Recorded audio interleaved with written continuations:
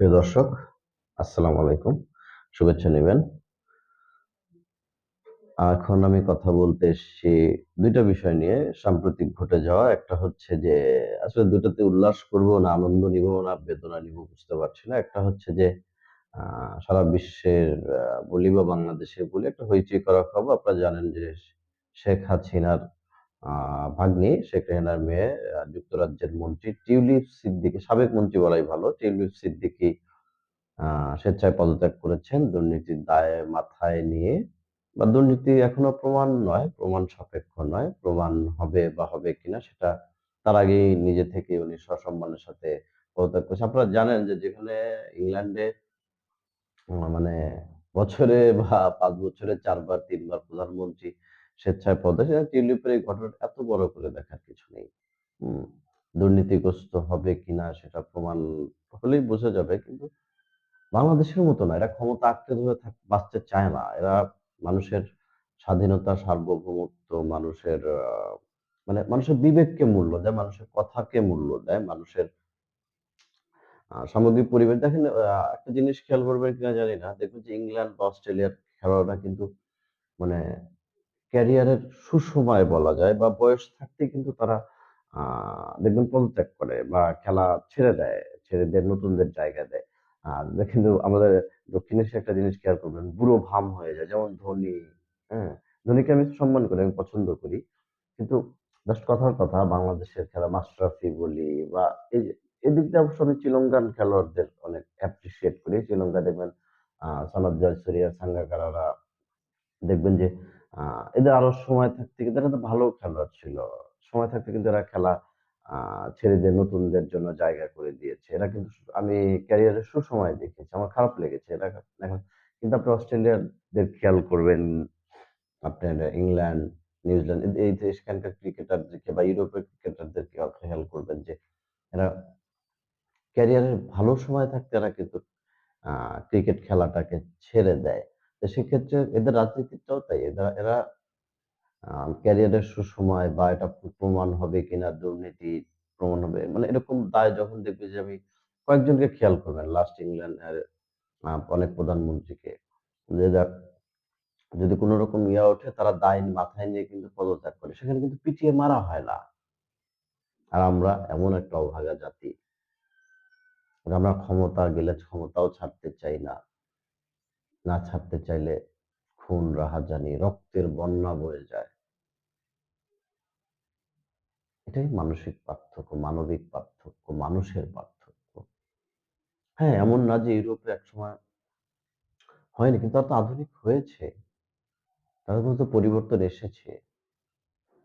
ইউরোপে ইউরোপে একসময় বুদ্ধিজীবীদের, লেখক সাহিত্যিকদের তারাও কিন্তু পুড়িয়ে মেরেছে। আপনার বিখ্যাত গবেষক, সাহিত্যিক, বিজ্ঞানী ব্রুনোর নাম শুনেছেন। ব্রুনোকে কিন্তু আগুনে পুড়িয়ে মারা হয়েছিল। তারাও পরিবর্তন হয়েছে। আমরা কি পরিবর্তন হতে পারি না? আমাদের মধ্যে কি মানে ইউরোপের মধ্যে একটা সভ্য রাষ্ট্র হতে পারি না? ধর্মের নামে মানুষ হত্যা, সরকার পরিবর্তন হলে মানুষ হত্যা, পুলিশ হত্যা, ঝুলিয়ে রাখা, আওয়ামী লীগের আমলে লগি বৈঠা। কেন এগুলো এর কি কোনো পরিবর্তন আমাদের মধ্যে আসবে না? আমি জানি না আসলে আমার এই ভিডিওর মাধ্যমে আপনাদের মধ্যে কোনো পরিবর্তন আসবে কিনা? হয়তো আসবে, হয়তো আসবে না। কিন্তু আমরা তো মানবিক মূল্যবোধের মধ্যে মানুষ হতে পারি। আরেকটা কথা এখন আসি বাবর প্রসঙ্গে। লুৎফুজ্জামান বাবর সহ ২১ আগস্ট না, আমি এখন ১০ টাকা অস্ত্র মামলায় যাব। সবাই খালাস। এটাকে উল্লাস করব নাকি ব্যথিত হব? I don't know, আমি জানি না। আসলে ব্যথিত না উল্লাস আমার মধ্যে আসলে গত ৫-৬ মাসে কোনো কিছুই কাজ করছে না। তো লুৎফুজ্জামান বাবরের আ তাহলে কি ১০ টাকা অস্ত্র এদেশে আসেনি? উলফা, ১০ টাকা অস্ত্র, জর্জ মিয়ার নাটক। তরুণ প্রজন্ম যারা মোটামুটিভাবে ২০০০ সালের পরে জন্ম, তারা হয়তো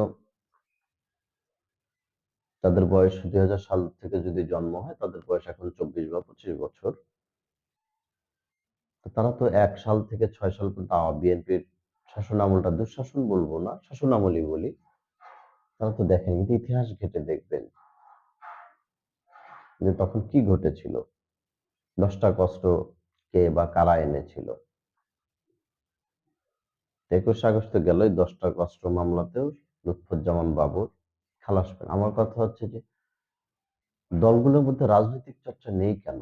যখন আমরা শাসনে যাব তখন আমাদের যে শাসন আমলের বিগত শাসন আমলের যারা অন্যায় করেছে তাদেরকে কেন বাঁচানোর পায়? তারা অন্যায় করেছে, তাদের শাস্তি হওয়া উচিত। এটা সব দলেরই হওয়া উচিত। যেমন এখন আওয়ামী লীগের বিগত 16 বছরের শাসন আমলে যারা দুর্নীতিগ্রস্ত, যারা অন্যায় করেছে, তাদের বিচার আমরা চাই।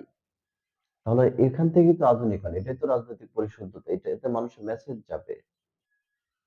টিউলিপকে নিয়ে আমাদের উল্লাসের কিছু নেই, লুৎফুজ্জামান বাবরকে নিয়ে উল্লাসের কিছু নেই।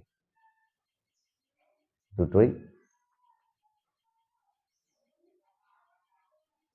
বাজে ইঙ্গিত। রাজনৈতিকভাবে উল্লাসের কিছুই নেই। আমরা চাই অন্যায়ের শাস্তি হোক। আমরা লুৎফুজ্জামান বাবরকে চাই না, টিউলিপ যদি দুর্নীতি তাকেও চাই না। আমরা চাই এই দেশটা যারা গড়বে, মুক্তিযুদ্ধের সপক্ষের শক্তি, সেটা হোক আওয়ামী লীগ, সেটা হোক বিএনপি, সেটা হোক জাতীয় পার্টি, ইভেন জামাত যদি নিজে ক্ষমা চেয়ে এসে মুক্তিযুদ্ধের সপক্ষের, আমরা সাধুবাদ জানাবো। মুক্তিযুদ্ধকে বিতর্কিত করে নয়। আরেকটা কথা, হাসনাত আব্দুল্লাহ আওয়ামী লীগকে ছুঁড়ে ফেলার কথা বলেছেন। হয় তারা থাকবে, না হয় আমরা থাকবো। ভাই, আওয়ামী লীগ বিএনপি এক একটা দলের 5 কোটি করে সমর্থক। 5 কোটি, কম বেশি হতে পারে। আপনি তাদেরকে বলছেন হয় তারা থাকবে, না আমরা থাকবো। আপনার কতজন আছে? আপনাকে সম্মান জানায় হাসনাত আব্দুল্লাহ, এভাবে কথা বলবেন না। বিএনপি ছাড়া যেমন আওয়ামী লীগ অসম্পূর্ণ, আওয়ামী লীগ ছাড়াও বিএনপি অসম্পূর্ণ। আর তাদেরকে আপনারা বলছেন আওয়ামী লীগ থাকবে না, আপনারা থাকবেন। 5 কোটিকে তাহলে বাইরে পাঠিয়ে দেন, অন্য একটা দেশ গড়েন, অথবা একটা সীমানা দিয়ে দেন। আপনারা কতজন? জামাত শিবির বাদে আপনারা আসেন, 158 জন সমন্বয়কদের মধ্যে তো আপনাদের মধ্যে মিল নাই। আপনারাই তো গ্যাঞ্জাম লাগিয়ে আছেন। ঠিক হন। আমরা চাই আপনারা রাজনীতিবিদ, রাজনীতির দল করেন, ক্ষমতায় যান বা না যান সেটা আপনাদের ব্যাপার, করেন। কিন্তু আলোচনা, সমালোচনা, বক্তব্য যদি রাজনৈতিক দলের মতোই হয়, ফ্যাসিবাদের মতোই হয়, তাহলে তো ফ্যাসিবাদ দিয়ে কি ফ্যাসিবাদ আসতেছে? ছাত্র ছাত্রদের মধ্য থেকে আপনারা এসছেন। আপনাদের আলোচনা কি আরো শ্রুতি মধুর হওয়া উচিত নয়? তাহলে বাকি প্রজন্ম কি শিখবে? আলোচনা হওয়া উচিত জ্ঞানগর্ভ, রাজনৈতিক বক্তব্য হওয়া উচিত সুন্দর সুশ্রী ভাষায়। গরম বক্তব্যের মধ্যেও কিন্তু মেসেজ থাকে। আপনারা কলম ভেঙে ফেলছেন, আপনারা কবর রচনা করছেন। ভাঙাভাঙি কেন ভাই? একটু জোড়া দেন, একটু উন্নত করেন, একটু সৃষ্টি করেন। ধ্বংস তো হয়েছেই 5 আগস্ট। ধ্বংস একটা সুন্দর ধ্বংসের পর একটা নতুন কিছু সৃষ্টি করতে। সেটা সুন্দর ধ্বংস হয়ে গেছে বা অসুন্দর ধ্বংস হয়েছে। এখন সৃষ্টি করুন দেশটাকে। আপনারা জানেন যে জনগণের মধ্যে কত অসন্তোষ, হঠাৎ করে ভ্যাট বসানো, এই যে এখনো আইন শৃঙ্খলার ঠিক নেই, সারা দেশে লুটপাট, বাণিজ্য, ছিনতাই, ধর্ষণ, এগুলো রক্ষা করেন। মানুষ আপনাদের সাধুবাদ জানাবে। তার চেয়ে একই কবর রচনা, ওর কলম ভাঙা, আসলে কাজ করতে গেলে কিন্তু এত কিছু দেখার সময় থাকে না।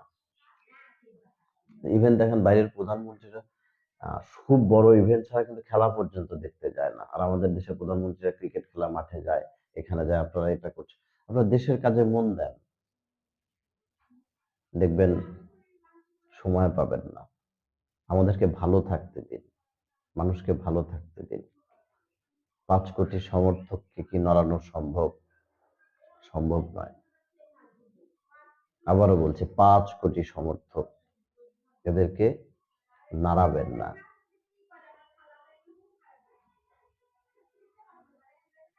তো সমর্থন সৃষ্টি করুন। ভালো কিছু করুন, আমরা সমর্থন দেব। আমরা আপনাদের সাথে